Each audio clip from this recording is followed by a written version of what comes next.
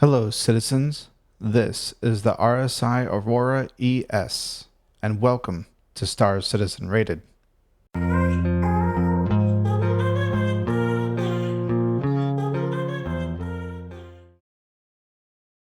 Okay, first thing, we're going to look at the exterior of the ship.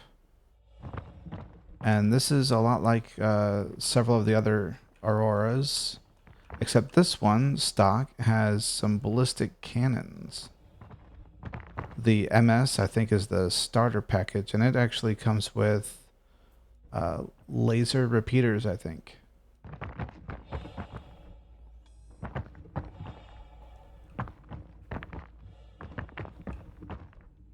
Pretty unique design. Kind of basic though. You'll see like these landing gear are kind of pathetic. It's kind of funny.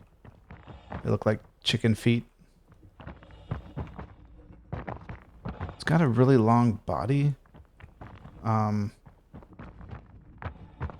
wonder if it serves any function though. Like, this is kind of neat. Is this like a ladder? Is there supposed to be cargo underneath here? What's going on? As far as I can tell, it doesn't do anything.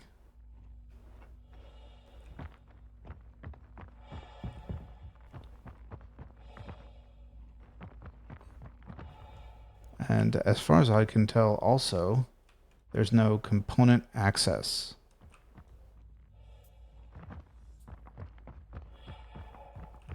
So I mean, this is one of the cheapest starter ships you can get in the game. So I guess we shouldn't expect too much.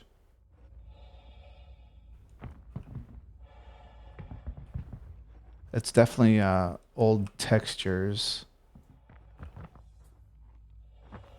Doesn't look very detailed.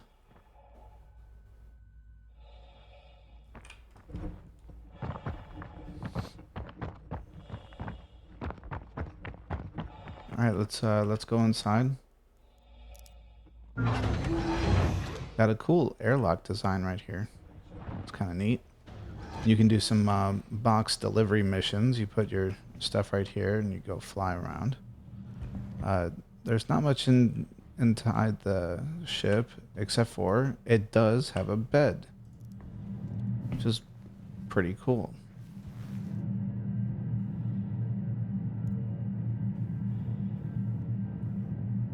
I didn't even see that. It's got little viewports on the side that you can't really turn far enough to see.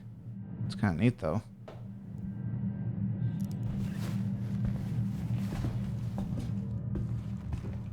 Okay, let's enter the pilot seat.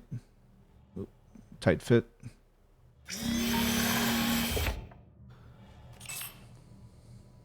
Okay, you've got some good displays. 4 displays. Good viewing. Even though there's a lot of struts in the way. It's got some really good viewing angles to it. As far as buttons and interactivity, there's not much. Power off. Weapons system is off.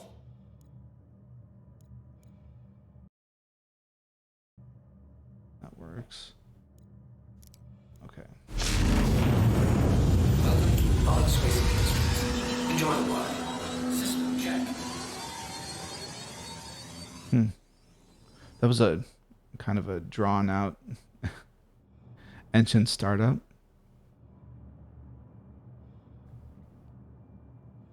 Okay, let's see how she flies. Let's check out the animations on the landing gear. It's not bad.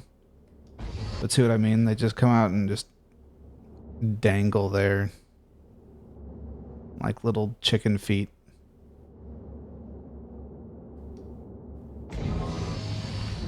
And there's no VTOL mode or anything.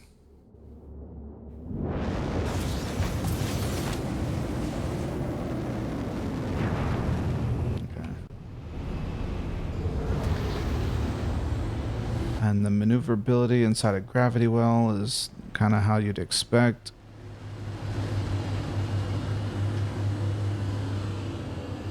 A good amount of pitch and roll. Horrible yaw rate if you're going any sort of speed inside of a gravity well. It's just weird to me, but it is what it is. So you gotta roll and pitch, roll and pitch.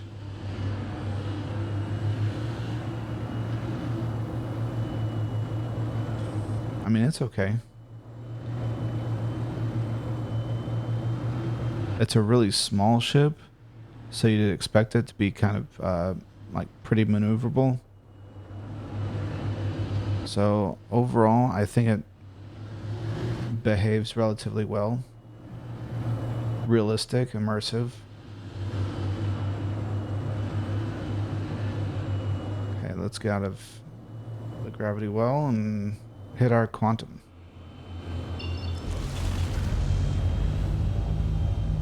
Where can we go?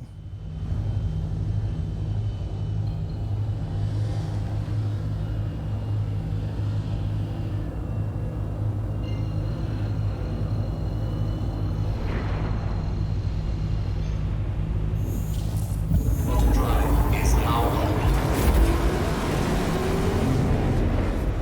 Okay, pretty standard. And it has a relatively small quantum fuel tank. But I mean, it's pretty basic. It's what you'd expect for the cheapest starter ship. But it's pretty useful. Now, one of the things that you can do on a starter ship, besides doing some delivery missions, is bounty hunting. Okay, so we're gonna try out a LRT bounty because you wouldn't go much past LRT. Maybe MRT in this ship, but I'm such a noob at combat. I'm just gonna do an LRT for you guys. And note that this is also the more powerful version in my opinion because it's got some ballistic cannons instead of laser repeaters or laser cannons. It only has 2, but they do a lot of damage. So we'll see how this works out. And then of course it's actually got 2 more hard points, I think, that you can add additional weapons onto. So I figure we've got about the same firepower as a fully loaded MR, or even the what's the other one? The LN?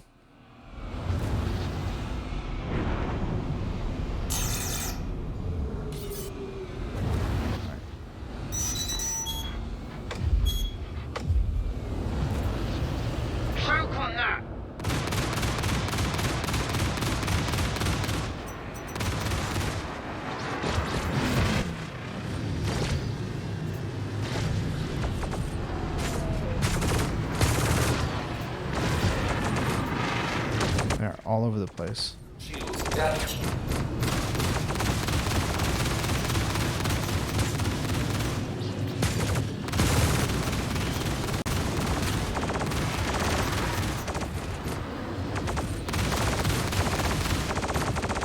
And of course, because it is ballistics, I'm trying to be a little bit more conservative with when I fire. So maybe I'm missing some opportunities to kill him faster.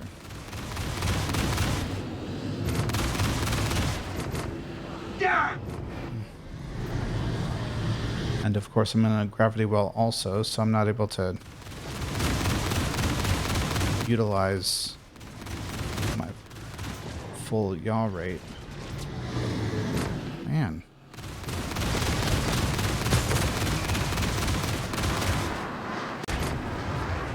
Let's get some shields back.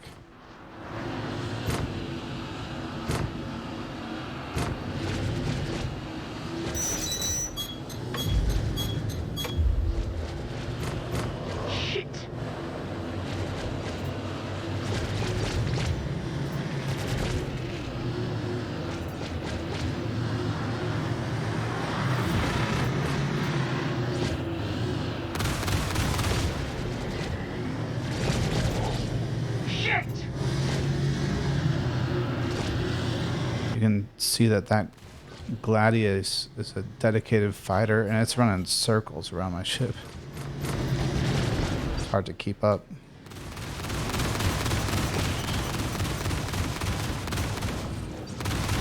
Shit! There we go. All right, let's get out of here.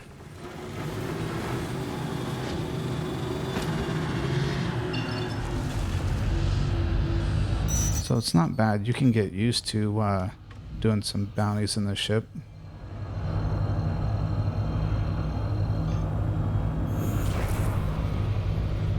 Especially because that was my first time doing bounties in the Aurora.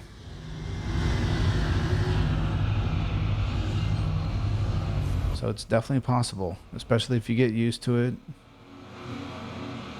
Work your way up to a stronger ship.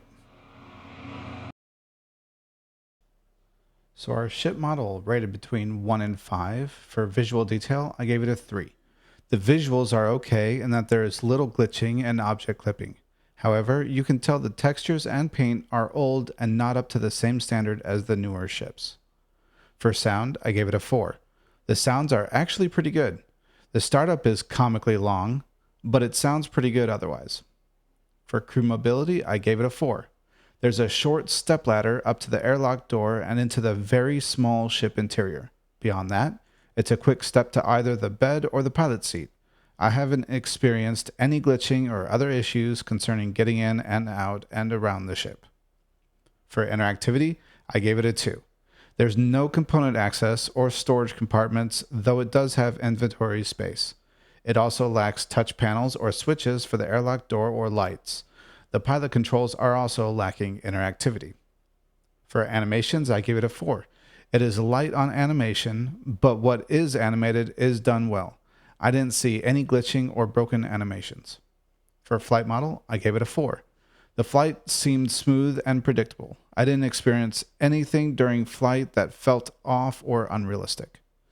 So total out of 30, it gets a 21.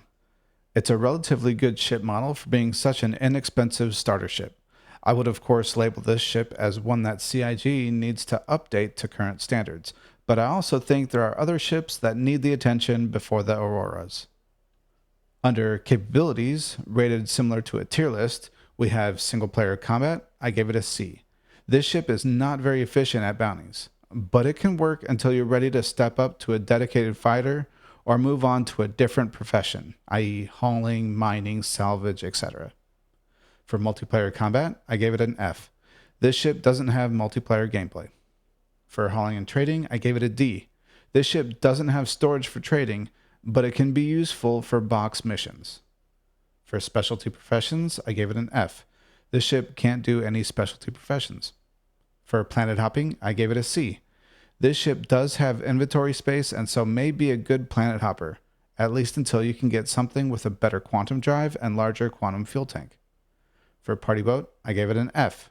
I guess technically you could entertain 3 people. You got 1 in the pilot chair, 1 in the, I'll just call it a hallway, and 1 in bed. But really, would you want to do that? So for capabilities, this ship is often compared to the Mustang Alpha.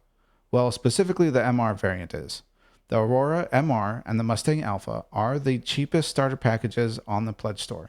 Of the two, the Mustang is the better fighter, and the Aurora can offer you the ability to do delivery missions and transport inventory items. So it all depends on how you want to start. Honestly though, I doubt you'll keep either one after a week of playing Star Citizen. You have been warned. Thanks for watching. If you liked my video, please let me know by hitting that like button. You can also subscribe to my channel and hit that notification bell for more Star Citizen videos. And tell me your thoughts in the comments below. Did I rate fairly? Did I miss something? Did I poo-poo on your favorite ship? Is there a specific ship you want to see rated?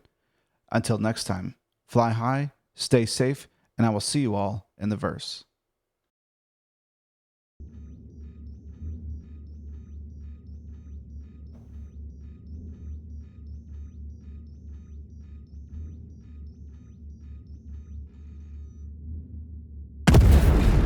Oh.